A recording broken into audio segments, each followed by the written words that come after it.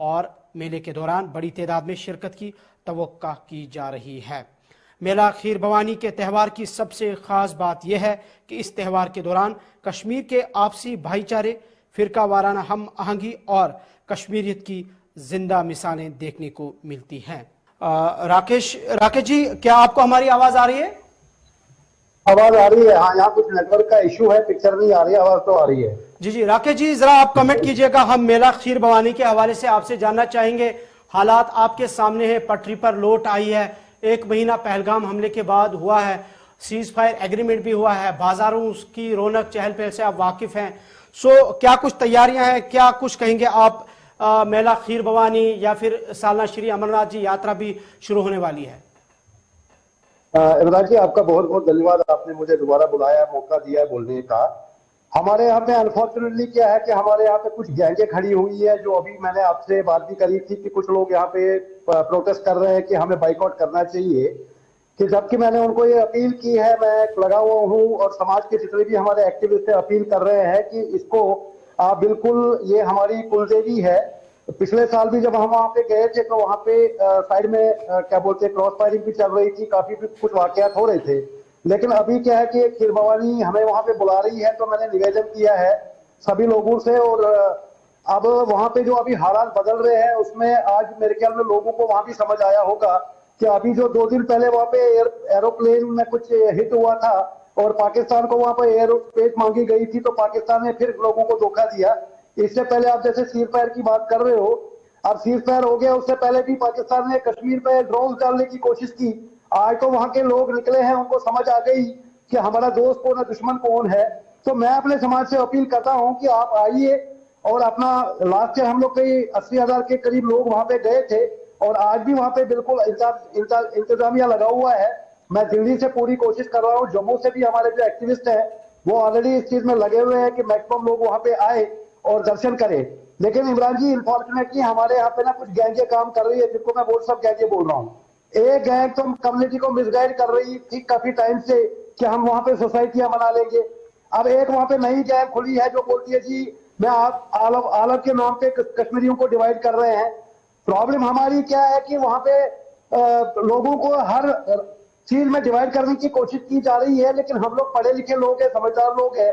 मैं आपके माध्यम से वहां पे उमर अब्दुल्ला साहब को, वहां के लेफ्टिनेंट गवर्नर मनोज सिन्हा साहब को और देवकाम साहब को अपील करना चाहता हूं कि ये जरा ये आइडेंटिफायर करें कि ये कौन से लोग हैं जो यहाँ पे कश्मीरी पंडितों को मिसगाइड कर रहे हैं, कभी आलम के नाम पे, कभी वहां पे सोसाइटी के नाम पे।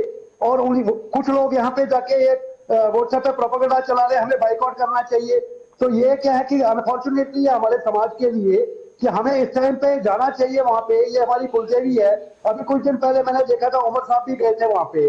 और उस वहां की मानवता क्या है कि जब वहां पे फ्लड आया था, जो शायद आपने भी इमरान साहब सुना होगा, उस टाइम पे भी वहां पे नाक का पानी कलर चेंज हुआ था। और अभी कुछ हमारे पंडित ने, जिस दिन हमारे उमर साहब गए थे वहां पे, उन्होंने ये बोला है कि जो ये त्रासदी थी वहां पे, अनफॉर्चुनेटली जो वॉर हुआ या जो अनफॉर्चुनेट इंसिडेंट हुआ वहां पे पहलगाम में, तो अब वहां पे पानी का रंग बदल चुका है कि इसका मतलब ये एक बदलाव की माता ने वहां पे एक संदेश दिया है।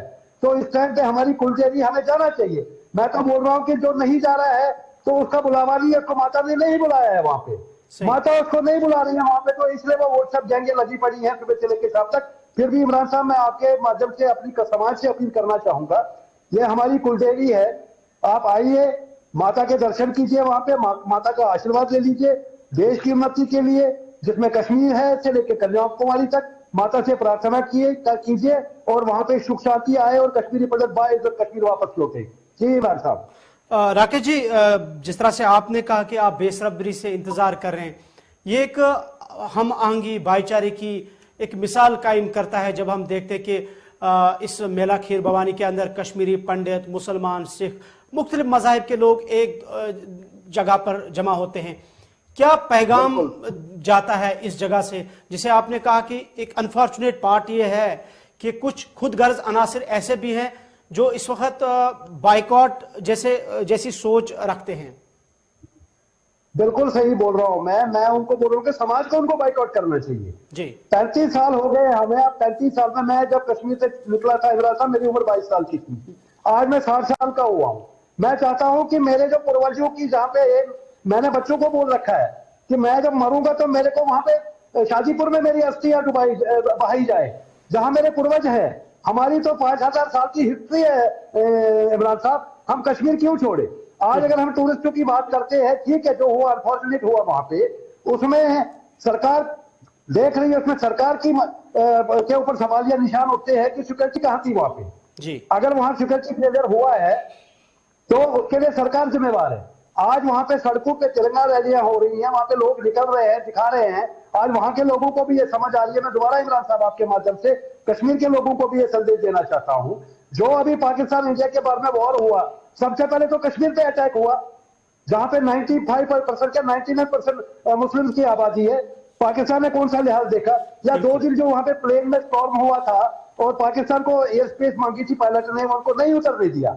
ये तो पायलट की वजह से हमारी 250 जाने वहां पे बच गई। आज जब वहां के लोगों की आंखें खुल रही, तो हमारे साथ समाज के लोगों की आंखें क्यों नहीं खुल रही है?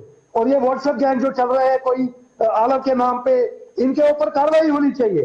ये कम्युनिटी को बेचने के लिए निकले हुए, एक सोसाइटी के नाम पे कोई वहां पे पीस फोरम बना हुआ है, ये सब कम्युनिटी को व्हाट्सएप पे कर रहे हैं, वीडियो कॉलिंग कर रहे हैं, लोगों को धमका रहे हैं, क्या बोलते हैं, उसके बाद रिकॉर्डिंग कर रहे हैं और कम्युनिटी में इतना गंदगी फैला रहे। वो बुरा मत मानना है इमरान साहब मेरी बात का।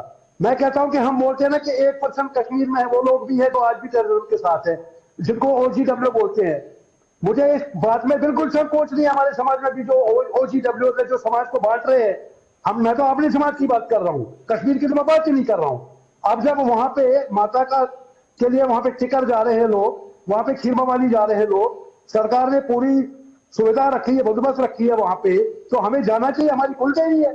तो ये बाइकआउट गैंग को ही बाइकआउट करना चाहिए, मेरा आपसे निवेदन है। जो लोग मुझे सुन रहे होंगे, खासकर कश्मीरी पंडित समाज के लिए, चलिए, माता ने बुलाया है, चलो बुलावा आया है, माता ने बुलाया है, और माता के चरणों में जाके वापस सुख शांति के लिए वहां पे प्रार्थना करें। जी इमरान साहब। जी जी, बहुत बहुत शुक्रिया राकेश जी आपके कीमती वक्त का। जिस तरह से आपने कहा कि कश्मीरी पंडित जो है वो बेसब्री से इंतजार कर रहे हैं, और ये जो मेला खीर भवानी या माता खीर भवानी का जो ये पवित्र त्यौहार शुरू होने जा रहा है, और इस सिलसिले में कुछ ऐसे खुद गरज अनासिर हैं, ऐसे एलिमेंट्स हैं जो एक गलत मैसेज, एक नेगेटिव मैसेज जो है कन्वे करने की कोशिश कर रहे हैं। इस हवाले से इंतजामिया को, सरकार को देखना चाहिए।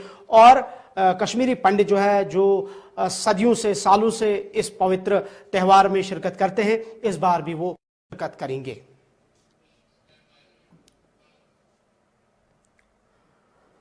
नाज़रीन, आज के व्यू पॉइंट में फिलहाल इतना ही। मजीद खबरों, तज्जियों, तबसरों और अपडेट्स के लिए देखते रहें गुलिस्तान न्यूज़। मुझे दीजिए इजाज़त। अल्लाह हाफ़िज़।